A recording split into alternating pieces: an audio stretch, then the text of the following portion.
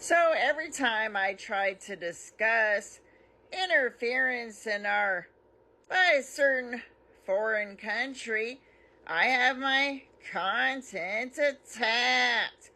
And it happened again recently. And what I was trying to discuss was how we have AIPAC, which is being allowed to decide who goes on our ballot.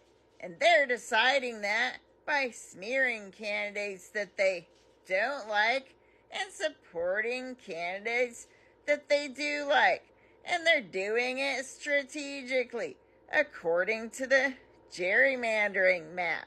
So they're not just supporting Democrats, they're supporting Republicans, whichever one is more likely to win for that district.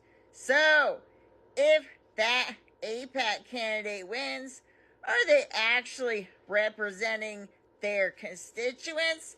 Or can you expect them to represent Israel? So, my question really was, why doesn't AIPAC have to register as an agent of the foreign country under the Foreign Agent Registration Act? And I went looking into the definition of the act.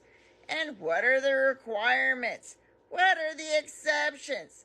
And there are 8 total exceptions. None of them apply in any way to AIPAC.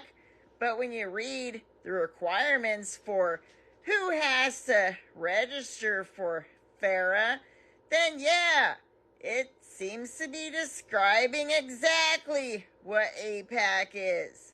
And basically, who has to register is those entities receiving funds or acting on behalf of a foreign country.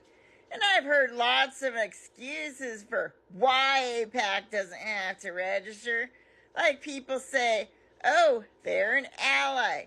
No, the FARA doesn't say anything about whether they're an ally or not. And I've heard other things like, oh, there are other foreign relation. But are any of those other foreign relation committees not required to register for FARA and doing the same thing, deciding the candidates on our ballot? Then we have AIPAC's excuse, where they're saying that they get all their money from Americans, right?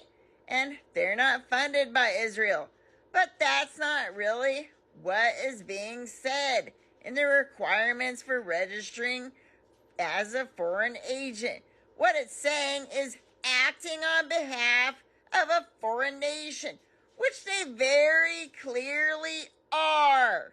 So yeah, back to that question of why there's a total freak out when Russia does the same thing or similar thing, but not one peep from our government. Well, they're doing that in the 2024 race because it's Israel. So why is this country allowed to decide who goes on our ballot and who doesn't? I have a lot of trouble figuring out how that's democratic at all. Because we're not talking about the American people deciding who's on the ballot. We're talking about another country.